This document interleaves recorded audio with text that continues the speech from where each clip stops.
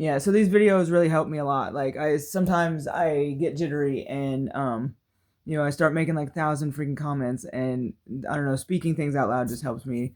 So yeah, it's I flipped open, and it's a opening thing on Philippians. I'll just read part of it.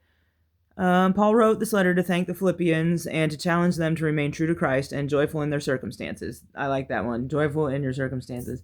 That's hard, but it's that attitude of gratitude again. It's everywhere. Um, it's truthful, though. It is 100% truth. That's why I repeat and repeat and repeat. Is just you got to stay thankful. Um, so, anyway, wholeness of life, he reminded them, does not come from material things or pleasant circumstances. Genuine joy, meaning, and satisfaction come as we follow Christ and help others to grow spiritually. Yeah, that's true. Like, I mean, obviously, I'm making a video for, I just said, it helps me, but along the way, other people watch it, it strengthens them. They get joy out of, some of my stories about just the dumb crap around town or whatever.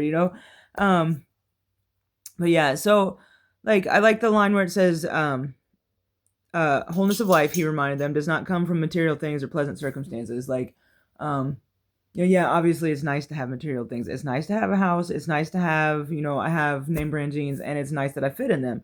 I've done a lot of work to be able to fit in them. And it's just like, or whatever, just like stuff, my stereo or whatever, just material things.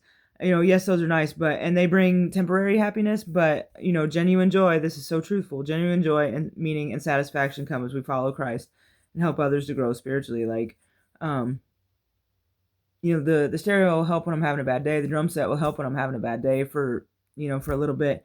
But it's it's the joy that I get and from Christ, and I laugh at stupid crap all day long. Like throughout the day, I laugh at the dumbest crap. And that's the joy of the Lord, and it's genuine happiness. Like when I'm walking around and I'm talking about like the lightning flashing in time, or like, last night I posted it, like I was saying something, I was like, and I was just like talking to myself outside, and I was just like, yeah, well, wait till the lightning starts flashing, what you say? And the lightning starts, like right when, like what I was saying, I was like, I think it just did it. And then, I started hearing something off, in space in the airwaves, and then it was doing it to to whatever that was, like the demon, whatever that was. So it made me laugh. But it's angel armies, like, like when the lightning flashes, that's God. And then like I'll be walking around town and there'll be brake lights in time, and I've said this before, but it's angel armies, like it's a dry bones army. There, it's just, it lets me know that God's there and I'm protected. Like I walk out my door and it doesn't matter what song I'm listening to, but there's the four-way stop that's got the flashy lights on Angular and Summer Street, and it doesn't matter what song I've got on my headphones or my speaker, it's in time. Like every single time. Like I'm not even lying. It's in time every time. So it's just like sometimes it's on the backbeat and sometimes it's right on it. But since they rotate, the lights rotate, like it just rotates between like on the beat and backbeat. And it's ridiculous. Like it makes me smile and laugh every time. But it lets me know as soon as I walk out my door, and I come around the corner, like I know that God is with me and I know that I'm protected and I feel safe. And with having PTSD, that's difficult to feel safe sometimes. But when I'm around town and I've got my music going, and I see the brake lights flash, like I know that's God with me. That's God telling them hit the brakes right now. That's, or people throwing their arms up in time, or walking in time, or just whatever. Like I'm walking in time and they're walking in time to me. It's like this whole like device or whatever. It's God's army. But I'm gonna read on. It says Paul knew what he was talking about. He wrote this encouraging letter while facing a trial in Rome that, for all he knew, might lead to his execution. Paul had been both rich and poor, comfortable and in pain, healthy and sick, popular and the target of mobs. He had learned to be content, even joyful, no matter what his physical circumstances. And that's so important. Like, I relate to that because, when my parents were around, I had it pretty good. There was, we never wanted for nothing, for anything at all when I was growing up. And, after my parents died, I had the inheritance, and here I got to live the good life for a little while where I had everything I wanted and it didn't matter. I was just throwing money around like it was nothing, but it didn't get me anywhere. All it got me was robbed, So, comfortable and in pain, obviously, yes, healthy and sick, yes. I've been mentally healthy. Towards the end of my drug run, man, I was walking around like just talking to myself like a blithering idiot. If I'm ever talking to myself now, I'm not really talking to myself. Like if I'm out and about and I'm talking to myself, I'm probably I'm probably either praying or sometimes I do a little bit, but it's not, whatever. It's just part of my quirk. It's one of my quirks. It is. I am who I am. It's I don't know. You either get used to it or you don't. And if you don't, see ya. Like for real, because it is what it is. But just to be content in any circumstance, like I don't know, popular and the target of mobs, like definitely, like when the neighbors were next door and they were giving me crap all the time, and I was going back and forth and spatting with them, but then, and for a while, if I stayed around that too much, then I start to think that the whole world hated me, but they didn't, because then I'd go to church and I'd have like 20 people be like, hey, or like I was down at that concert downtown and I was dancing and they took pictures of me and everything, and then, but when the show was over, there was people that were like standing there waiting to talk to me and everything. I was like, what?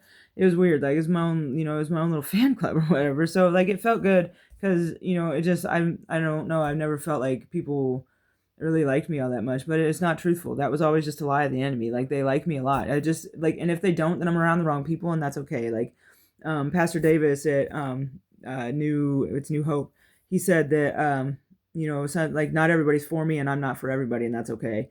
And that's the truth. It's 100% okay that they don't get me sometimes. It's 100% okay that I don't get them, and I don't have to. I don't have to get everybody. I don't have to understand everybody. Not everybody has to understand me. When he said those words, it really hit me, and it has helped me so much. I don't know. I'm just like, I'm reading down a little ways here. Yet, despite our painful circumstances, Christ can be our joy. Recovery will probably never be pleasant, but at the same time, we need to remember that we have God helping us. Because of that, we can have joy. The secret of being full of joy can be found in getting to know Christ better and making him the center of our lives each day. So yeah, when Christ is the center of things, even like this says that recovery will probably never be pleasant. I don't agree with that, because since Christ is the center of my life, like 100% the center of my life, like obviously, like there's never not in my mind. It's just like he's just always there. And we were actually praying at church for the Wednesday for us to like be at our jobs or whatever, and we just go on autopilot. Like, we're doing like spiritual warfare in the background, like while like speaking. I do it all the time. Like, I'm walking down the street speaking to the Spirit. Or I'll be sitting there, I was doing it when I was at work. I'd be speaking in the Spirit while I was talking to people or whatever, and then it just lines everything up for me, and good things start happening, and I'm able to speak to people, and I just go on autopilot. It's like this whole battle like going on when this unseen battle in the spiritual realm that's going on while I'm just functioning in my everyday life. So that's what happens when you make Christ the center of it. But it says it'll probably never be pleasant. And that's the thing is, I have a lot to say on that, but not much time. So, it's not that bad. It's not, no, obviously crying isn't fun, but it always ends. Like I keep saying, it's just ups and downs, and it always ends. And it's not that bad. Like at first when you start to heal, yes, it sucks. And if you really hurt deeply and you really hurt bad and you cry for a long time, but then, as you go on through it, you just keep on pushing through. You keep stepping through that table that's in your way, with no glass in it or whatever. You just keep paddling, like I keep saying. And, you feel it and you feel it and you feel it. And when it circles around, it doesn't hurt as bad anymore. And, and now I just cry for a few minutes, and so soon it'll be like, I don't cry at all. I won't cry at all. And I just stay thankful. It's not unpleasant. To me, it's pleasant because I know that it's bringing better days to me. It's bringing blessings and better days ahead. So I don't know. That's all I got. Hopefully this will post later.